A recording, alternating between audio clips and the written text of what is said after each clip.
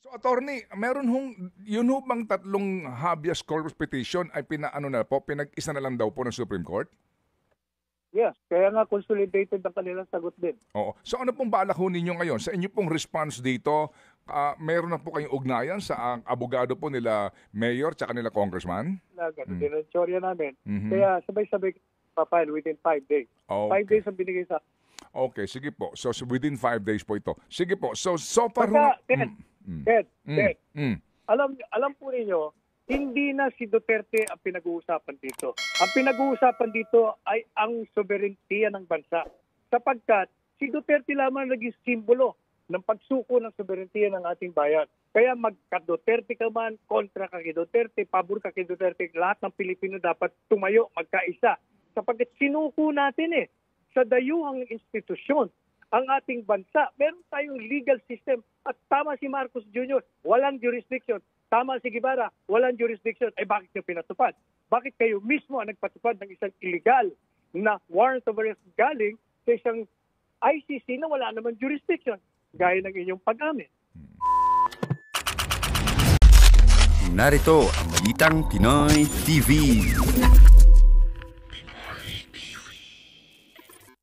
Si Attorney Salvador Panelo. Attorney Sal, magandang umaga po.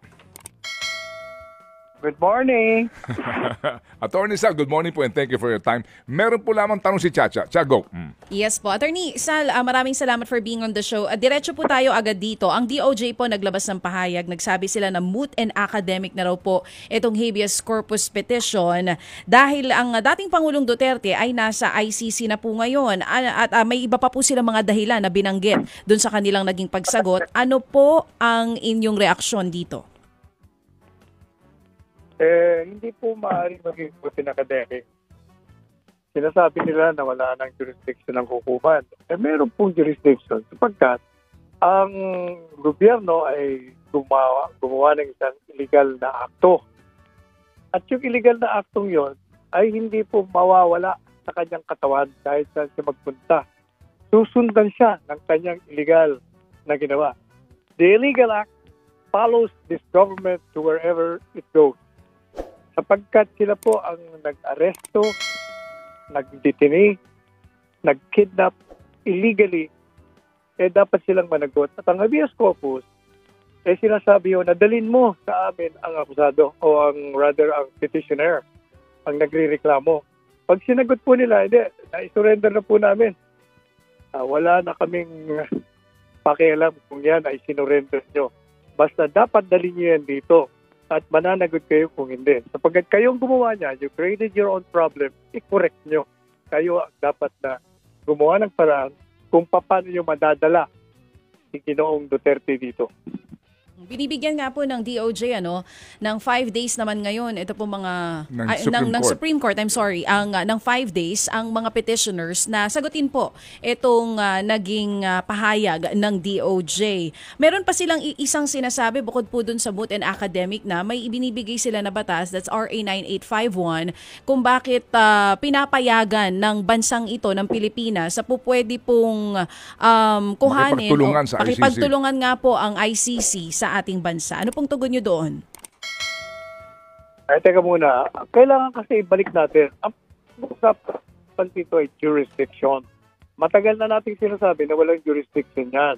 At sa teorya ni Presidente Duterte, and I fully agree with him, from the very beginning, nung nag-meeting kami mga abogado sa Malacanang, na walang jurisdiction ang ICC simply because the Rome Statute. Attorney Sal, nagpuputol-putol po tayo. Ayan, nasa linya ulit. Okay. Attorney Sal, sorry. Are you mobile? Tayo po nagpuputol-putol. Yes, mobile. Papunta ko sa programa ko. May programa ko 9:30. Sorry. Attorney Sal, kasi ang sabi po ninyo, from the very beginning, kayo po naniniwala sa teorya ng dating Pangulo, dito nga po sa ating pong ICC membership at tayo nga po'y kumalas. Go ahead, sir. Hindi kumalas. Kung hindi, ang teorya ni Presidente Duterte, wala silang jurisdiction mula sa Kapol. Kapag yung Rome Statute na nagbigay buhay sa ICC ay hindi na ilathala sa official gazette, which is a mandatory requirement of Commonwealth Act 638, particularly Section 1. At ganun din sa Civil Code sinasabi yan. Okay. Bago mo bigyan ng buhay yan, in order to make its full force in effect, kailangan nakapublish yan. And there is a reason for that.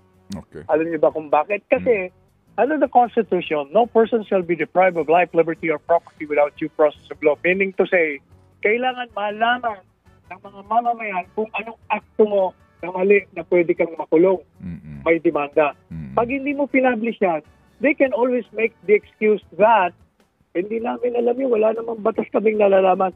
Kaya nga nilalagay niya dyan para yung prinsipyo ignorance of the law excuses no one from compliance therewith. Yan ang dahilan. Ngayon, hindi yun nalathala. Kahit saan tingnan ninyo sa official gazette, wala. Sumulat sa pool, walang jurisdiction. Yung pong sinasabing pumalas, yung po ay aking teorya naman.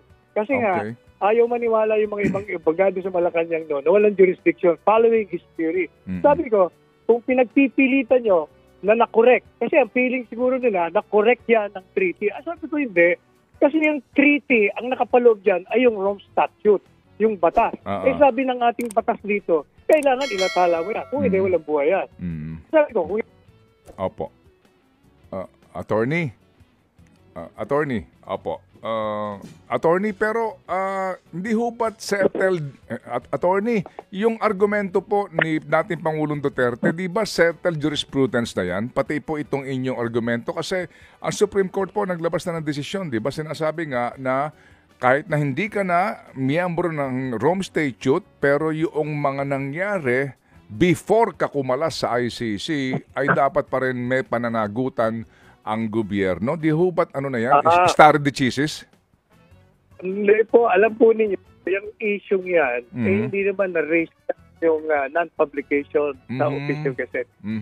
Ang naka-raise doon, unang-una, ang main issue doon ay kung kailangan ng ratification ng pag-withdraw. Yun ang main issue doon. Kaya yung sinasabing residual obligation, obiter dictum lang yun. Kumbaga in passive lang. Hindi mo na-raise yung non-publication sa official gazette, which lies the core of the subject matter. Opo, we understand. Tama po. Kumbaga, meron din pong basihan kung talagang susuriin mo. Anyway, so attorney, meron yun ho bang tatlong habeas corpus petition ay pinag-isa na lang daw po ng Supreme Court? Yes, kaya nga consolidated ang kanilang sagot din. Oo. So ano pong balak ho ninyo ngayon? Sa inyo pong response dito, meron na po kayong ugnayan sa abogado po nila Mayor tsaka nila Congressman? Hindi naman kailangan mag-ugnayan dahil hiwa-hiwalay na petisyon. Para pareho lang naman ang mga argumento namin. So, ganun din ang teorya nila, ganun din ang teorya namin. Kaya sabay-sabay papile within 5 days. 5 days ang binigay sa. Okay, sige po. So, within 5 days po ito. Sige po. So far... Alam po ninyo, hindi na si Duterte ang pinag-uusapan dito. Ang pinag-uusapan dito ay ang sovereignty ng bansa. Sapagkat si Duterte lamang naging simbolo ng pagsuko ng sovereignty ng ating bayan. Kaya magka-Duterte ka man, kontra ka kay Duterte, pabor ka kay Duterte, lahat ng Pilipino dapat tumayo, magkaisa. Sapagkat sinuko natin sa dayuhang institusyon ang ating bansa. Meron tayong legal system at tama si Marcos Jr., walang jurisdiction. Tama si Guevara, walang jurisdiction. Bakit niyo pinatupad? Bakit kayo mismo ang nagpatupad ng isang illegal na warrant of arrest galing sa isang ICC na wala naman jurisdiction, gaya ng inyong pag-amin? Opo. So, attorney, maghahain po kayo ng inyong pong sagot nga dito within 5 days. Kumusta po ang inyong kliyente, sir? So far, dito nga sa pangyayaring ito, napanood ko ng isang araw, meron pong pahayag ang mother po nga ni Kitty, no? Ng sama ng loob at umiiyak. Siyempre nalulungkot, ang pinadamdam, at nagagalit sa ginawa ng gobyerno natin na sa halip na bigyan ng proteksyon ng kanyang ama at ang Pilipinas, isinuko nga ang kanyang ama at sa pagsuko ng kanyang ama, isinuko mo ng sobereintiya ng bansa sa isang dayuhan na wala namang kapangyarihan at walang karapatan na silitisin o arestuin ang ating dating presidente. Opo. Sige po, Attorney Sal, muli kaming tatawag kung kinakailangan dito sa mga isyong ito, lalo na po sa inyo po ngayong mga pending na mga petisyon or kontra-manifestasyon sa kataas-taasang hukuman. Godspeed po, Attorney. Salamat po sa inyong dalawa. Thank you. Attorney Salvador Panelo, abogado po ni Kitty Duterte, bunsong anak ng dating Pangulong Rodrigo Duterte. Sa mga bansang legal ang droga, masama ang labanan, ang droga. Katulad niyan, Netherlands, yung estasyon ng ICC. Hindi po bawal magdroga dyan. Sa kanila lang, pag may emergency ka, i-declare mo kung ano tinira mo para po protectionan ka. Kasi halimbawa, nabangga ka raw ng sasakyan, kakargahan ka ng gamot, i-declare mo na ano po ako, katitira ko lang ng cocaine para po ma-adjustan nila, hindi ka maturukan ng kakontra ng cocaine. Ganun po katindi dyan sa mga bansa na yan. Ang pagkakaiba lang, dahil mayayaman sila, mga tinitira nila, hindi shabu. Kaya matagal pa epekto. Nakita nyo ba yung judge? sa tingin nyo ba may judge sa Supreme Court na ganun ang magiging? Sa tingin nyo ba may judge sa Supreme Court na ganun ang magiging hitsura? Diyan din mismo sa the Netherlands, particular sa Amsterdam. Tourism nila. Ha? Alam niyo po ba? Tourism po nila. Yung pagdodroga. Kung hindi kayo maniwala, kayo mismo mag-research. Tapos sila ang hahatol kay Tatay Digong. Hindi nga nila nakikitang mali yung paggamit ng droga eh. Ano? Hindi nga nila nakikitang mali na yung droga gumagamit ng tao eh. Okay. Correct. Kung talagang legitimate yung mga yan, bakit mga Aprikano lang yung kaya nyo? At kaisa-isang Asyano? Sa ibang Asian country, sa lahat ng bansa, pinakamaliit na bansa, kahit na yung bansa na hindi natin kilala, wala pong ibibigay dyan sa ICC, lalo na kung hindi kasama.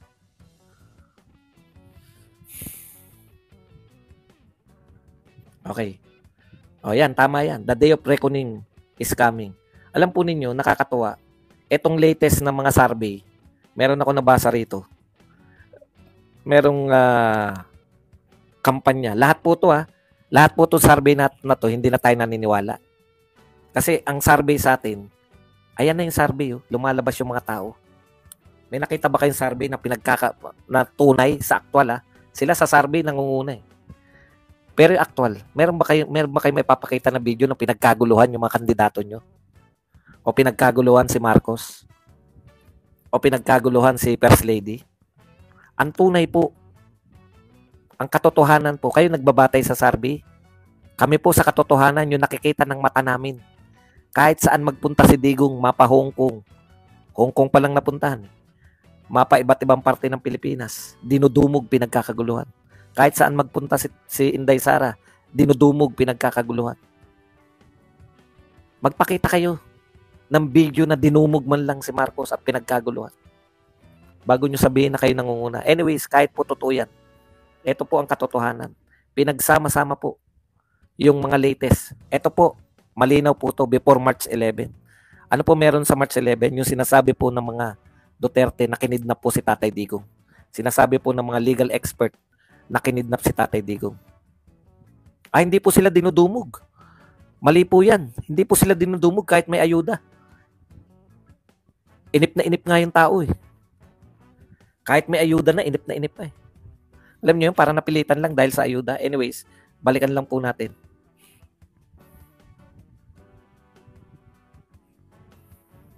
Alam niyo, hindi po natin kailangan ng mga ganyang balita. No? Huwag kayong mag-ano ng ganyang balita kasi hindi naman po kailangan natin ma-make news pa eh. Balikan po natin yung sinasabi ko rito sa may X. Hanapin nyo na lang sa X. Sa aggregate po ng mga survey, lahat ng kandidato ni BBM negative mula sa dating survey tapos sa latest survey.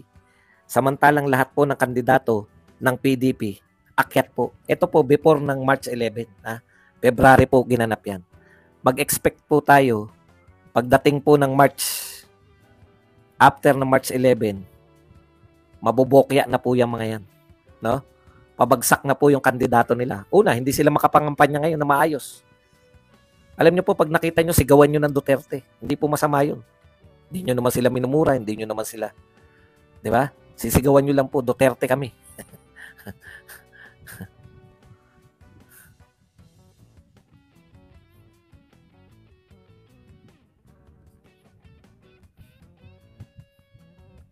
Teka lang, balikan lang pala natin. Di pa tayo natapos kay Baste. Balikan lang natin si Baste.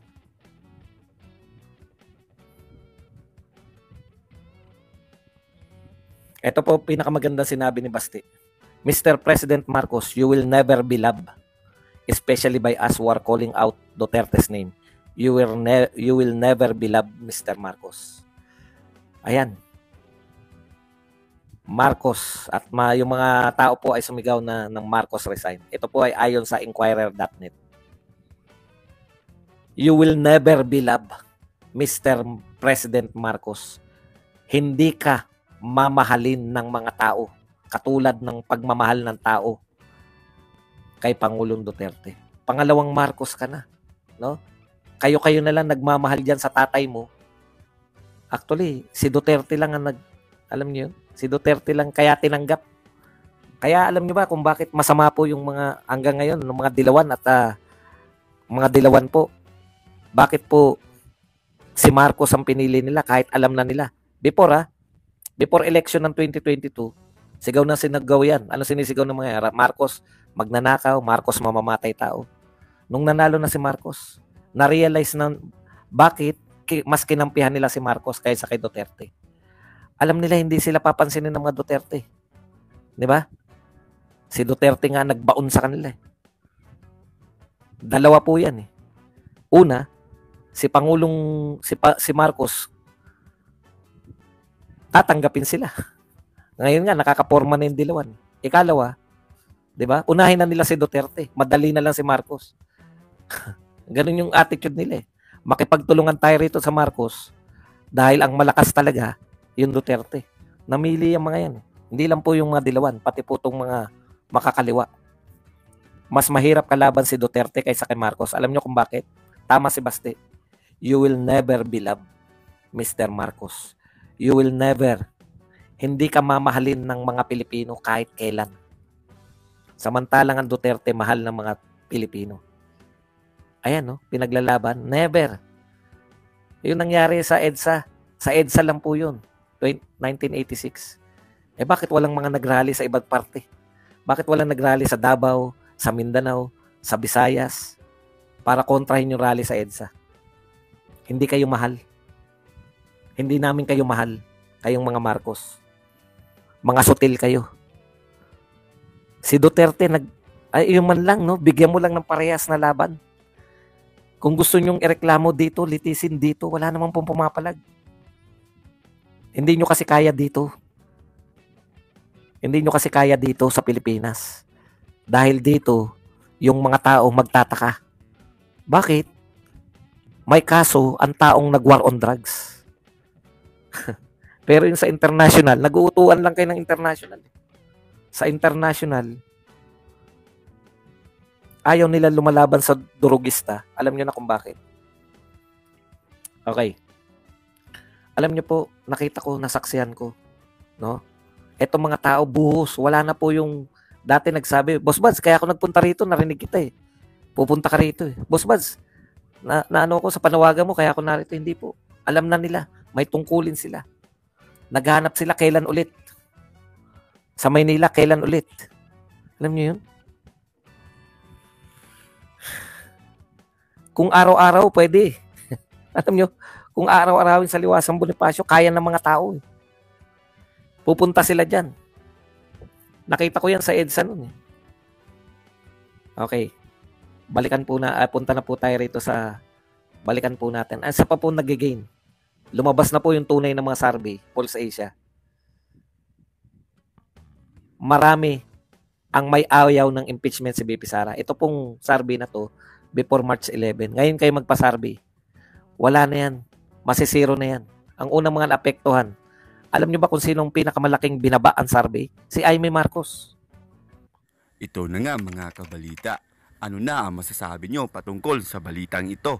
Please comment down below mga kabalita. Pag-usapan natin yan sa comment section. At kung di ka pa nakasubscribe sa ating channel, baka naman